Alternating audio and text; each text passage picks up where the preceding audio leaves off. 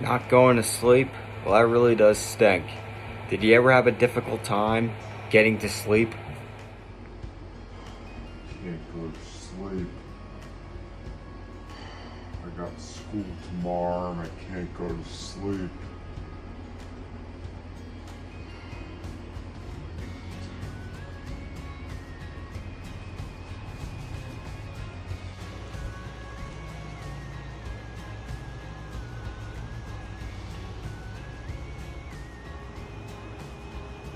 Well, if that's your case, then we need to find a better way to help you get to sleep. So let's check this out.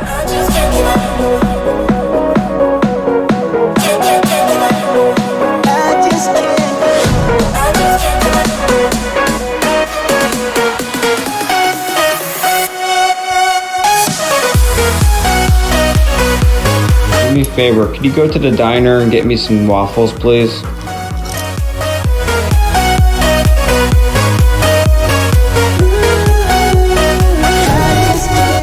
Jake the Easy Guy, where we research products and ideas to help you, the viewers, make life easy and ultimately enjoyable.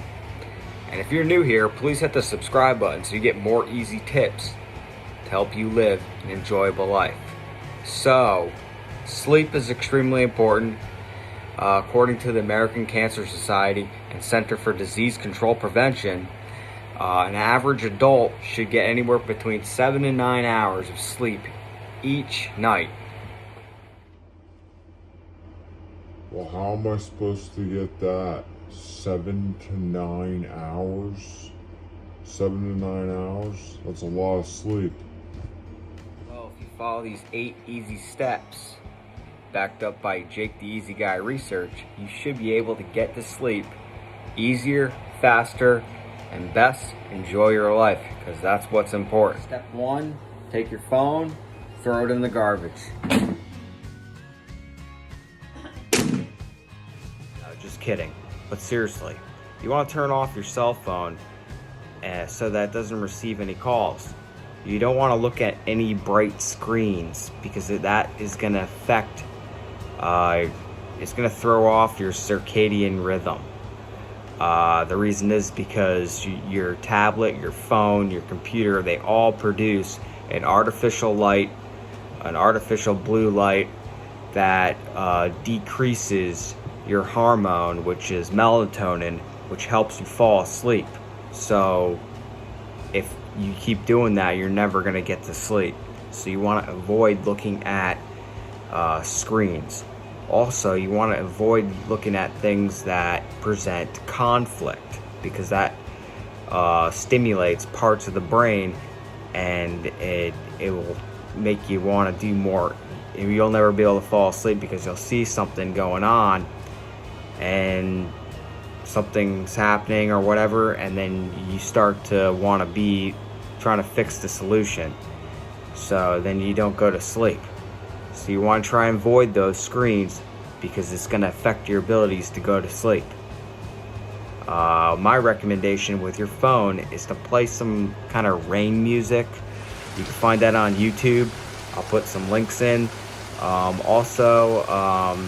Just listening to the sound effect of rain or soothing music is a lot better, because it's going to relax you. So that's what I recommend you do with your phone.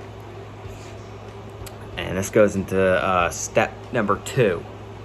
Step number 2 is going to bed at the same time every night, including on weekends. You know, those late night shows that everybody likes to stay up and watch, especially on the weekends. Well, they can be fun, but maybe you're not getting proper amounts of sleep. The reason being is that your body, it goes into circadian rhythms, and when you disturb that, it makes it harder. You have different levels of sleep throughout the night. For example, you have light sleep, deep sleep, and REM sleep. All of these levels are important for your overall health, mentally, physically, and just emotionally. So try to time the sleep so that you get 7 to 8 hours of sleep prior to school, prior to work, and just pay attention to them things, especially on the weekends. I understand that a lot of people like to watch their late night shows.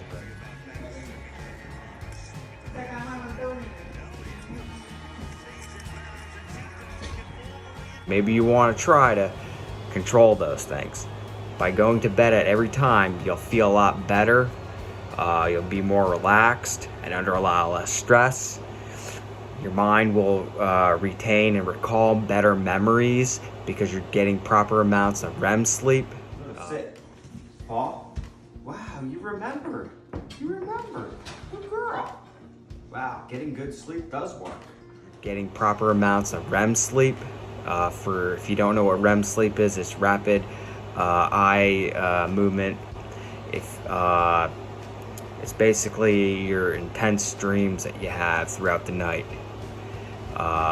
So get the REM sleep properly and go to bed each day at the same time. Step 3, make sure your bedroom is the same every single night. And this goes back into circadian rhythms. For example, the level of comfort for every night is very important. You don't want your room to be too cold. You don't want your room to be too warm. A dark room is preferable, like a dark board. It's basically it's like in a controlled experiment going to sleep, where everything needs to be in place. By doing this, your mind gets used to it and it knows when to produce melatonin, which is the hormone to help you go to sleep. Step 4, according to the American Cancer Society and Disease Control Prevention, you shouldn't sit in bed for more than 20 minutes if you don't fall into sleep. In this case, you should read maybe a book. By reading a book on the couch, you'll start to fall more asleep. Reading something that's interesting to keep your eyes moving so that they get tired.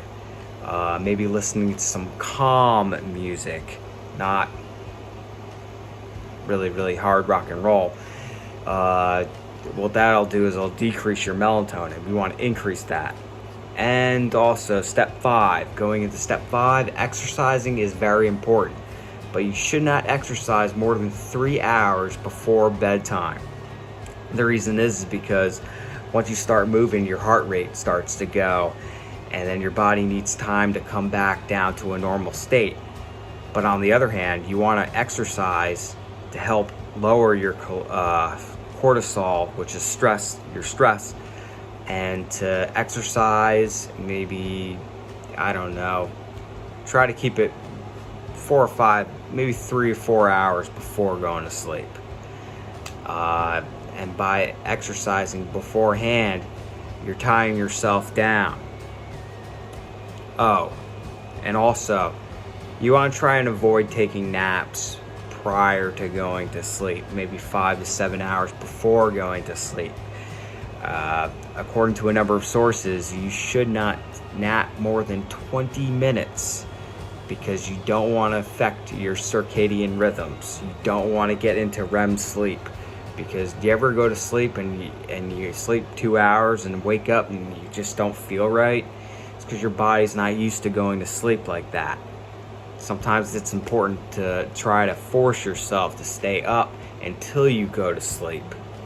Step 6, avoid heavy meals prior to sleep. Yeah, those last pieces of chicken, they're really nice. However, the issue with that is, you go to bed with a full stomach and your metabolism slows down because you're going to sleep. You might even get some weight gain and some acid reflux as a result of that. What you should do is train yourself to eat a heavy meal first. So when you break your fast, you want to break your fast with the heavy meal and then go to your lunch with a mild meal, and then your dinner would be your smallest meal. That's what I got. That doesn't mean going to bed on an empty stomach, because that'll affect you as well. maybe eating low carbs and low sugar and things like that, such as apples, nuts, and crackers, and avoid things like steak, pizza, and fried chicken prior to going to sleep. Step 7, avoid alcohol and nicotine. The reason being is because both of these will affect your REM sleep. You won't get proper sleep. You need that REM sleep to help your brain out in certain areas so that you can recall better memories and hold on to those memories.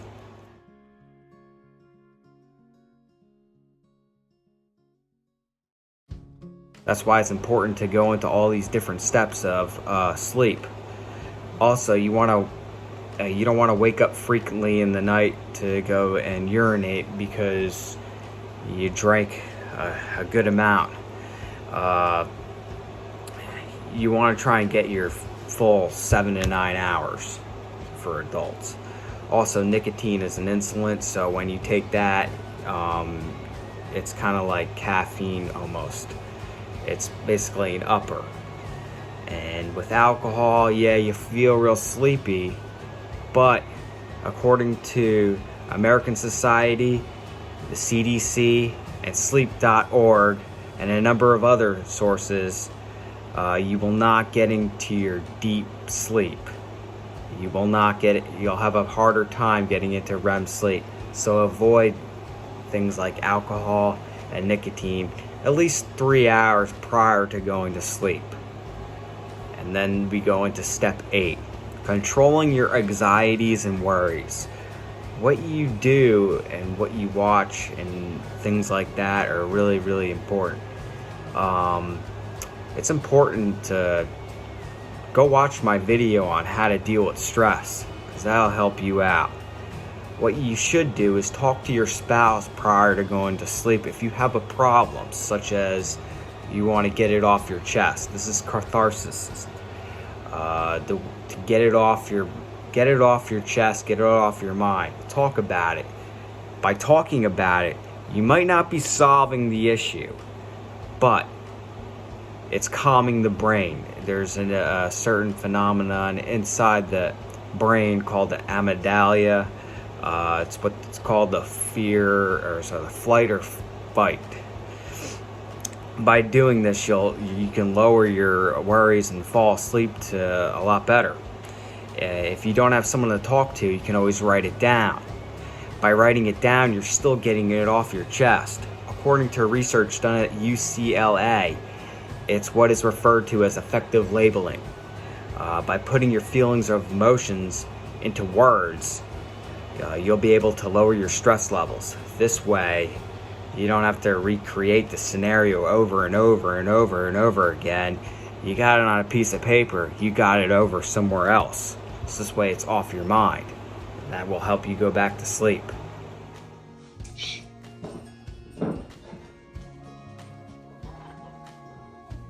Yes, I'll get you some milk bones. Okay? Yes, I know, I remembered. Now, if you can follow all these 8 steps, you should be able to get to sleep faster, quicker, and easier so that you can enjoy your life the next day. Wow, that is easy. So remember, this is Jake the Easy Guy, bringing you fun, easy methods and tips to help you live a more enjoyable life. Remember to share, subscribe, and to comment and like. Till next time, take care.